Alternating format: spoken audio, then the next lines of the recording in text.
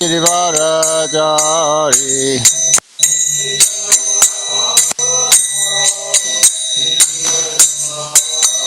Jaya Gopi Jana Vallabha Girivaradari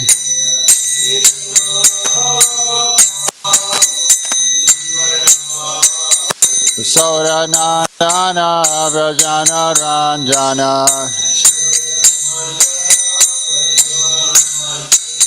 Yasoda Nandana Vrajana Ranjana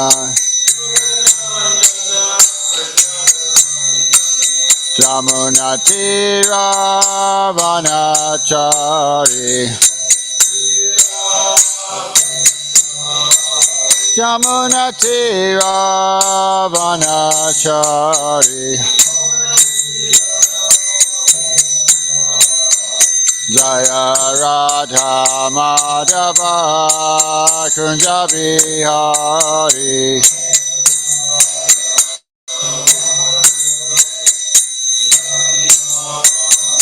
Jaya Radha Madhava Kunja Bihari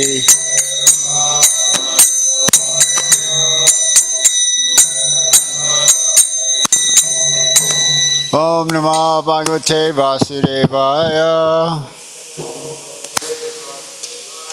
Om Namah Bhagavate Vasudevaya Om Namah Bhagavate Vasudevaya. So reading 3rd Canto Srimad Bhagavatam, 6th chapter, text number 7. Sa Vai Vishva Shrijam Virat Garbha Deva Karmatma Saktimam Vibhaja Atmana Atmananam Ekada Dasara Trita Savai Vishva Shrijam Garbo Deva Karmatma Saktikam Vibhaja Atmanam Ekada Dasachida Savai Vishva Shrijam Garbo Deva Kar Atma Saktimam Vibhabija Atmanam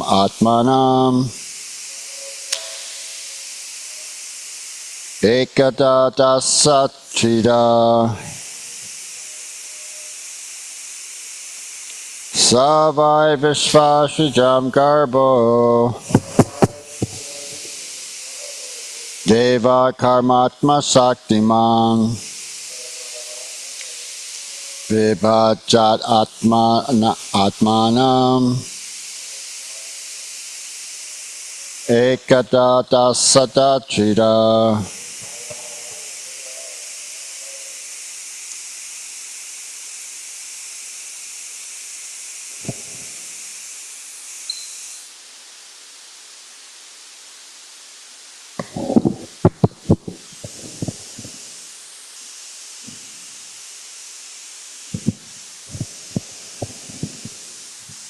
Savai Vishva Shrijam Garbo Savai Vishva Shrijam Garbo Deva Karmatma Shaktiman Deva Karmatma Saktiman Vibhajatmanatmanam Vibhaja Atmanam Ekada Dasadatrida Ekada Dasadatrida Savai Vishwa Srijam Garbo Savai Vishva Shujam Garbo Deva Karmatma Shaktiman Deva Karmatma Shaktiman Vibhava Jatmanatmanam Vijaratmana Atmanam Ekadha Dashadha Chida Ekada Dasada Trida Savai Vishva Shujam Garbo Savai Vishva Shujam Garbo Deva Karmatma Shaktiman Deva Karmatma Shaktiman Vibhajatmanatmanam Vija Atman Atmanam Ikara Dashada Tridha Ekada Dasada Trida Save Vishvasrajam Barjo Savai Vishva Shujam Garbo Deva Karmatma Saktiman Deva Karmatma Saktiman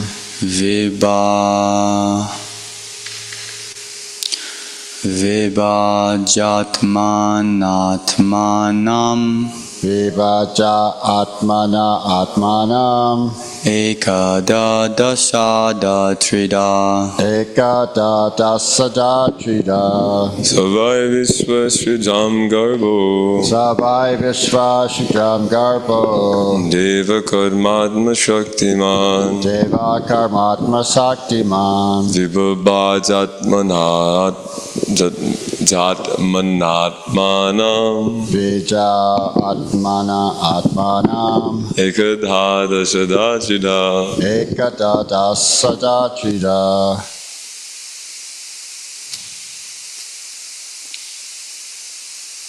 So is that everyone? Everyone chanted? Who wants to chant? Okay, so we'll chant word by word synonyms. Sa, that. Vai, certainly. Vishva Shujam, of the gigantic Virat form. Garbha, total energy. Deva, living energy. Karma, activity of life. Atma, self. Saktiman, full with potencies. Vibhapacha, divided. Atmana, by himself. Atmanam, himself. Ekada, in oneness.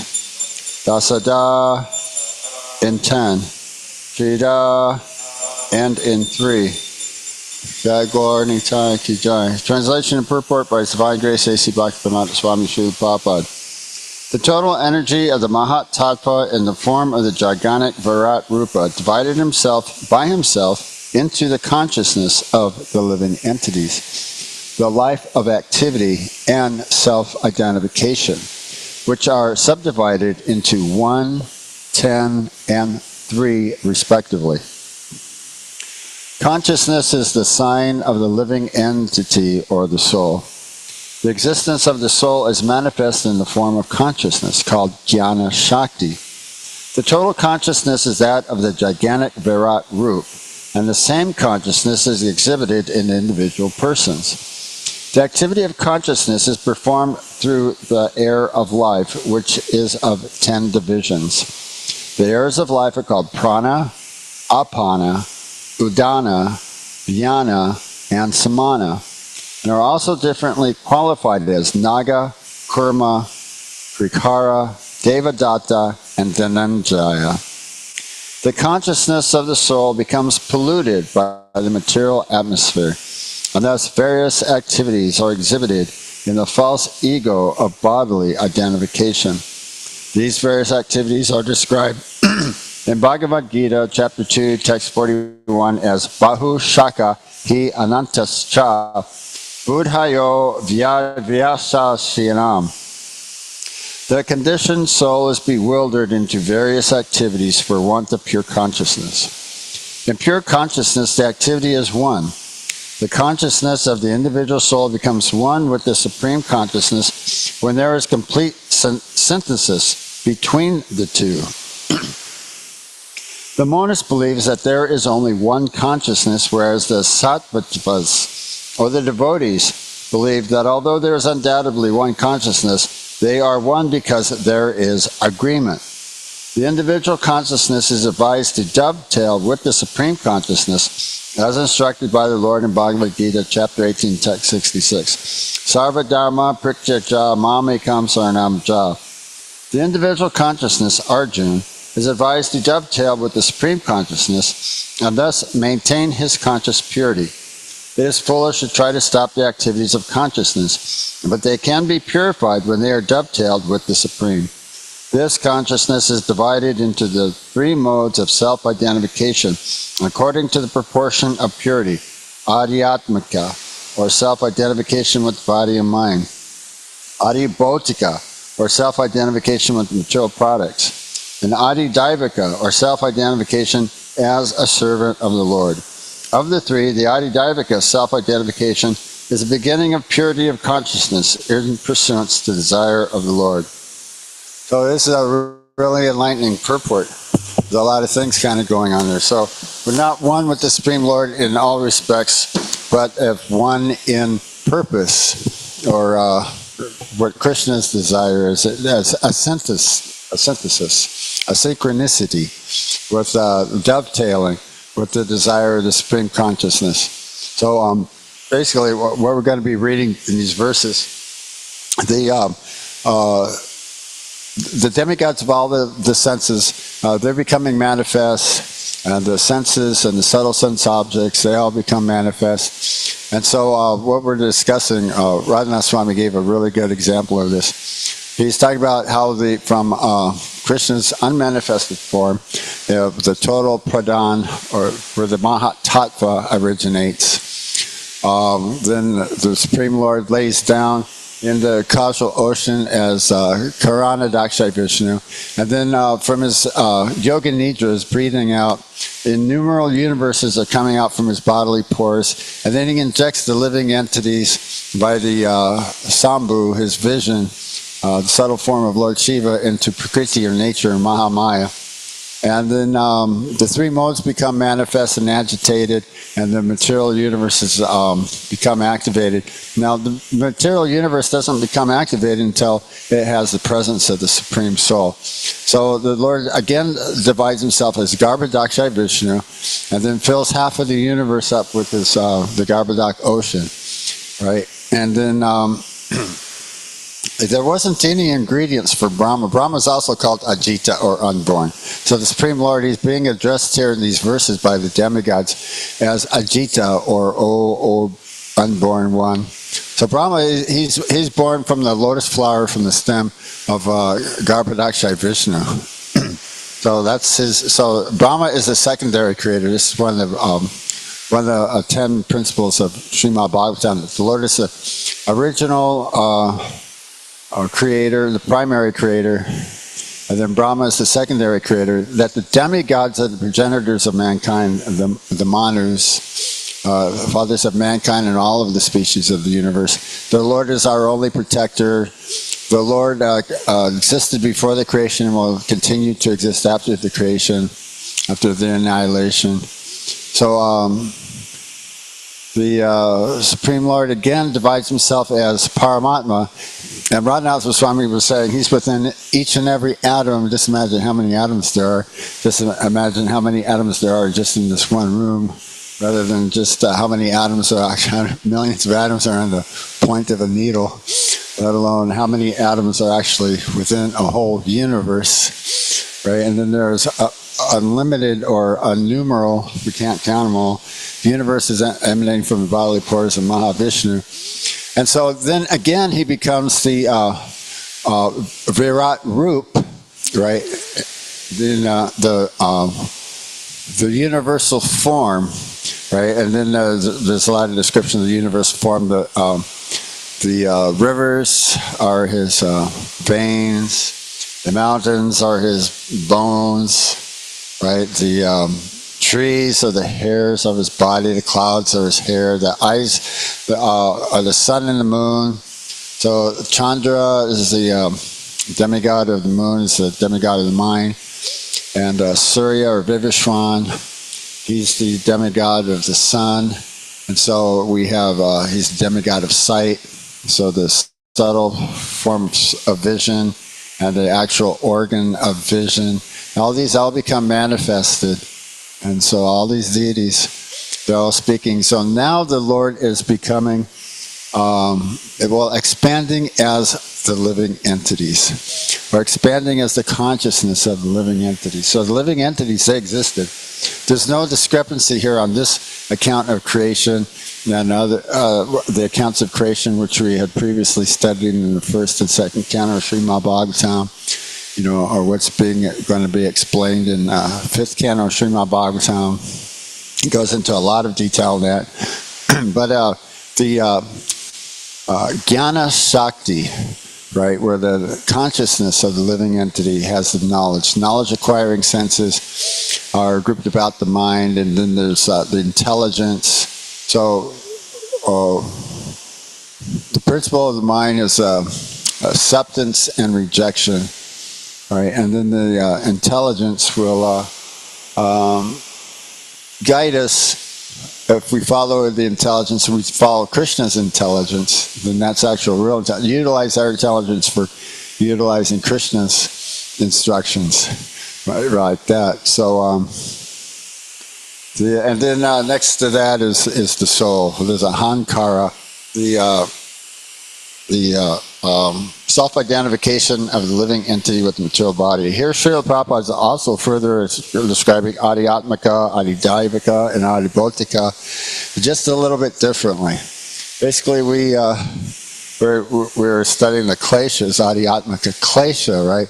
Is miseries inflicted by one's own body or one's own mind. Here, Prabhupada is saying it's self-identification with the body and mind. So Atma is referred to the body, the mind, and the soul.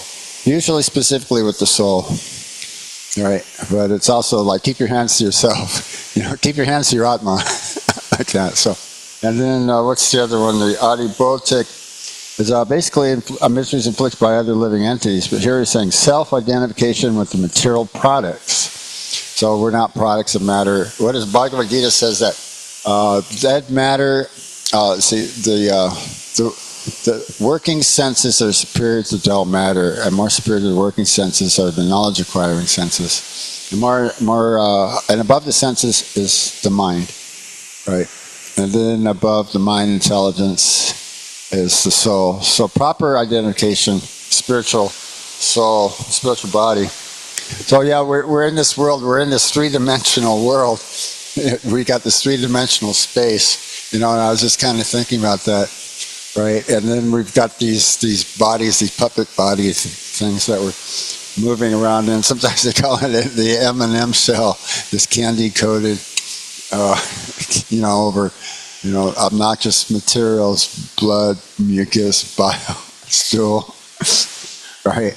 So, but on the outside, it looks good. We got this candy coating, but we're like moving through this space in this three-dimensional form in this specific world, and then we see the universe in an abstract way according to our own bodily identification. We don't see the demigods on the other planets. We just see barren deserts. An atmosphere that's different than ours. It's not conducive to supporting this specific type of life support system. The Adhidaivika, miseries afflicted by the demigods. So Adhidaivika, right, demigods. Self-identification is the beginning of purity of consciousness in pursuance of the desire of the Lord. So these are the devotees. So they're saying you become a devotee. Basically, the pure devotee of the spiritual master is sum total of all of the demigods. So they're also saying like this: you come to devotional service. If you don't go back home, back to Godhead, this is a win-win situation. I mean, in the worst case scenario, you're not going to actually go to go to the hellish planets. But the worst case scenario, you can go to the heavenly planets, and you can continue your devotional service there and continue to go higher and higher and higher. But Krishna warns against this. The demigod worshippers and those who are desirous to go to the heavenly planets and enjoy heavenly delights, they'll fall back down again eventually back into the material world. There was a chapter that I was listening to in Srimad Bhagavatam It must have been like in the 11th or 12th canto, because I'm not sure exactly what this chapter was. They're talking about this demigod. He was all puffed up, had his aerial flying machine, and he's flying through all these places all throughout the material cosmos within this universe, and he's even got the inhabitants of other planets believing that he's a god or that he's a god, and he's being worshipped, and he's got this long duration of life, and so he's really puffed up and really enjoying this, right? And then after a long duration of life of this, he finally leaves his body. His karma's finally expired, right? So there's so much sacrifice and so much penance, but then again, he again falls down, right? So the material world is temporary. Let's see.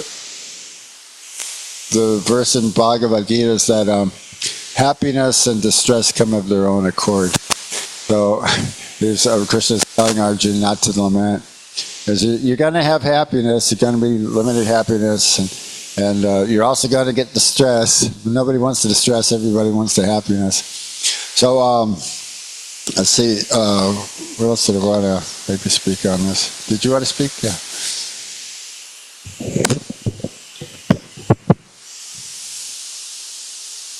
So a lot of people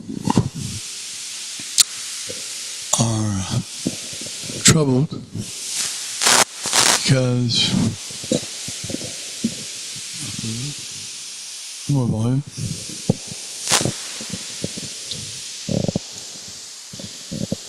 They're troubled because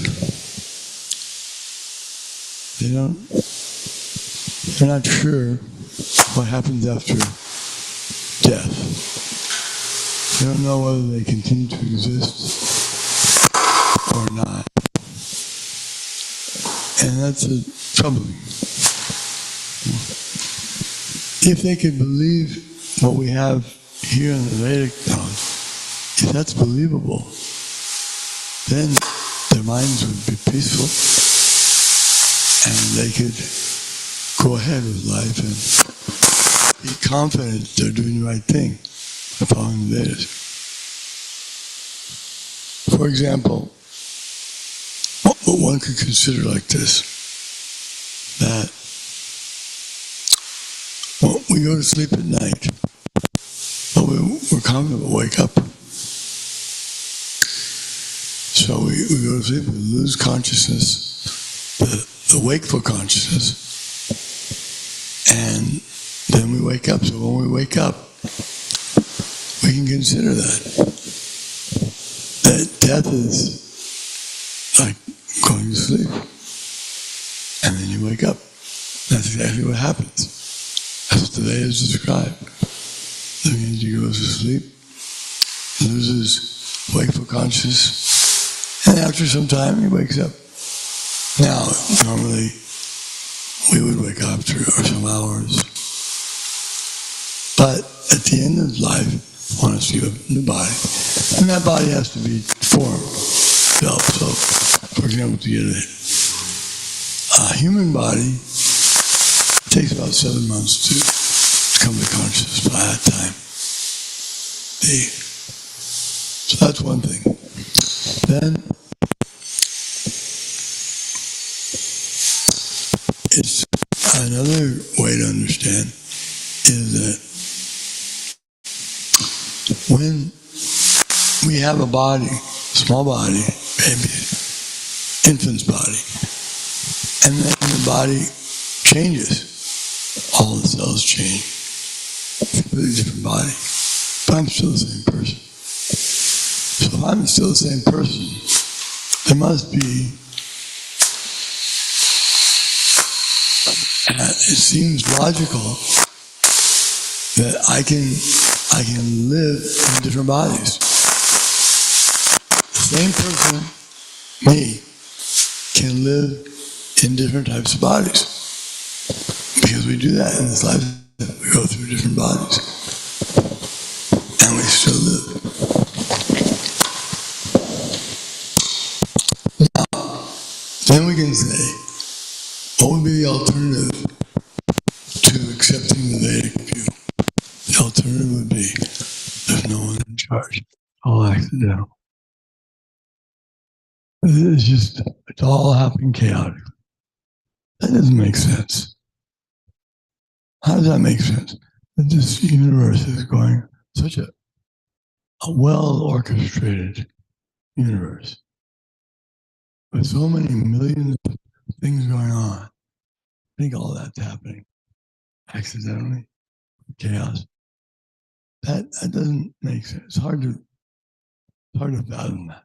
It makes much more sense that the thing is going on and it's being controlled by someone.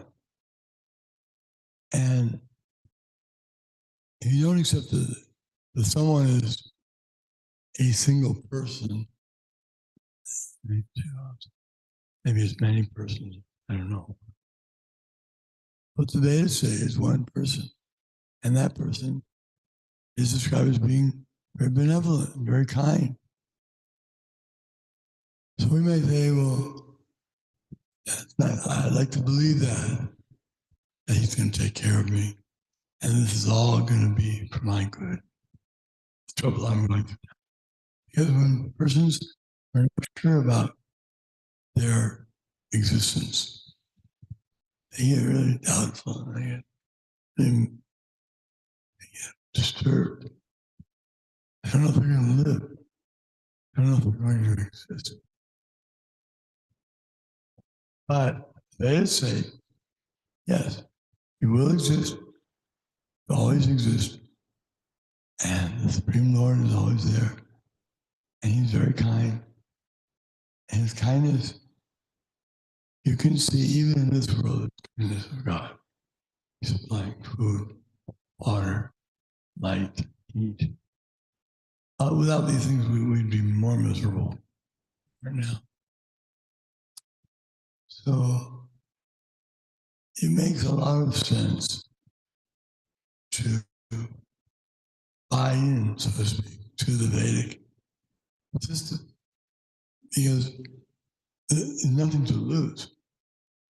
If you say, I accept the Vedas, I accept that I'm eternal, I accept there's God, I accept I should do these things because they're beneficial for the consciousness and cooperating with the Supreme God. What do you lose? If it's not true, if there's no one in control and it's all, or there's nothing after, all like a dream. And after death, that's everything's finished.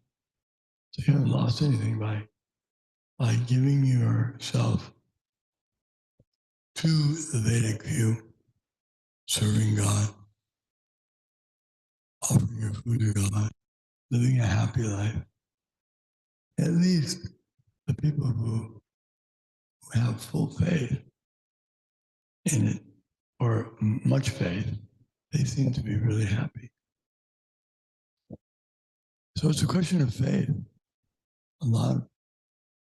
And if we don't have very strong faith, then we're still worried. We're still concerned about what's going to happen. But as our faith increases, and our faith should increase, because everything in the Vedas can be logically understood, and it makes sense. Whereas everything outside the Vedas makes no sense. That there's chaos, only chaos, accidental, everything comes from nothing. Nothing exists. It's all dreaming. It's all imagination. These things are not very practical, don't make sense to our thinking. So we should try our best to apply ourselves to the system of Bhakti Yoga. Because if we do, then our faith will increase. It's described that in Adho Shraddha, we have a little faith. So we're willing to hear Adho Shraddha, then we're willing to associate with those who are practicing, others who are interested. And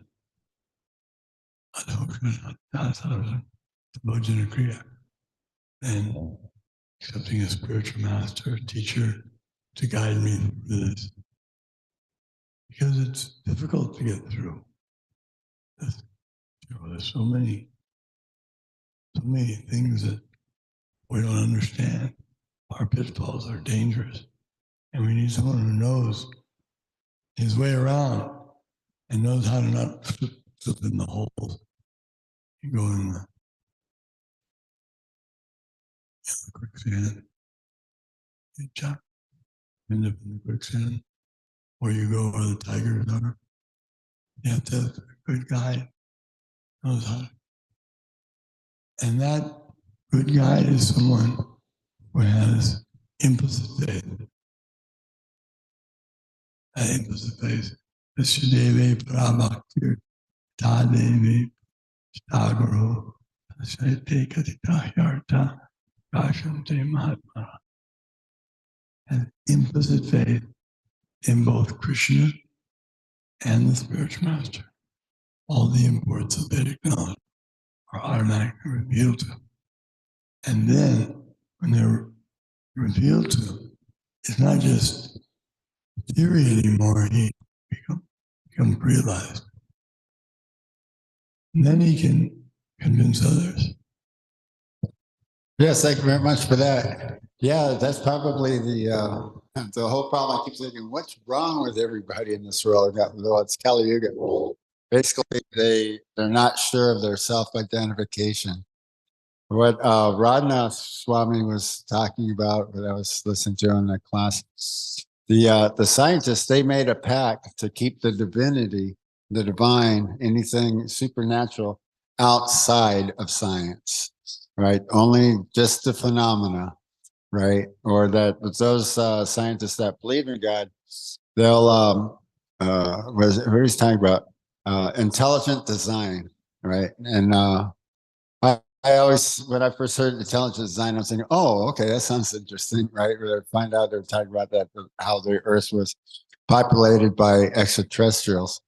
But they're saying that intelligent design, at least, there's like an unembodied intelligence, but even then they keep that out of the equation, right?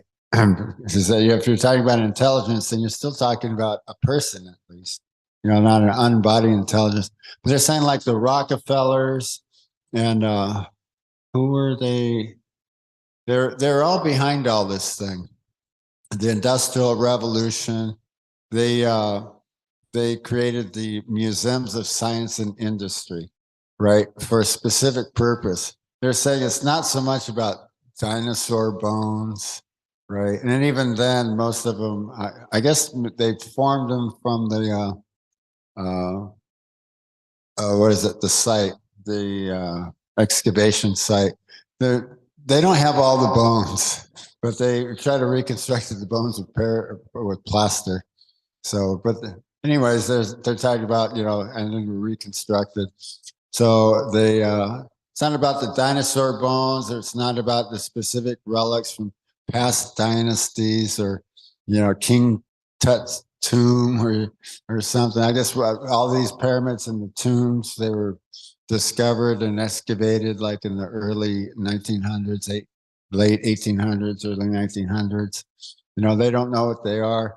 Just came across some information. There was this big giant city that housed 24,000 people underground in Turkey somewhere. So they've been studying this for a while, since they discovered it. But it was all about reinforcing the material concept of life. The whole idea about the museums and our education, and that's a good idea. Hey, get them off their teeter-totter. Give them confusion about what or who they actually really are, right? And identify with the material body, and go along with the speculative process of the observation of the imperfect senses as to our origins and our specific situation and what the universe actually is. So that makes some pretty good points there. But yeah, the Jnana Shakti, I want to mention this, is something called Chaita Guru. The Lord in the heart is the source of our consciousness or our cognizance. Right? It's called Chaita Guru. Chaita, the name of Lord Chaitanya, that's the same Chaita. Chaitanya is the source of consciousness of the living entities. So that's there's Rupa Goswami described a whole thing there. Let's see if I can remember what this is. The Indriyas, if I can remember what but it's the same principle. There's the Chaita, the consciousness, the individual consciousness of the living entity, and the living entity has the senses, and the living entity has the mind and intelligence. So it's all explained, and one can understand these things through Shastra Chakshusha, or understanding knowledge through the eyes of Scripture.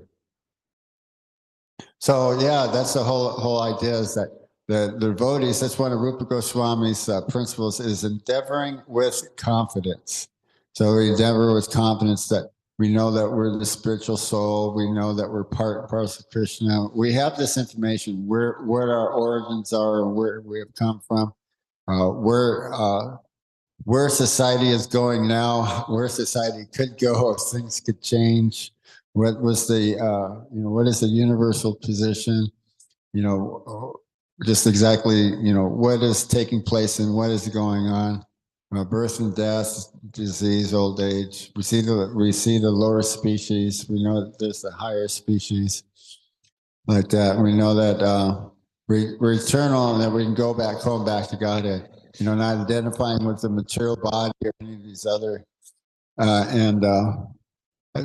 They're saying that the violence and crimes are because of a godless society.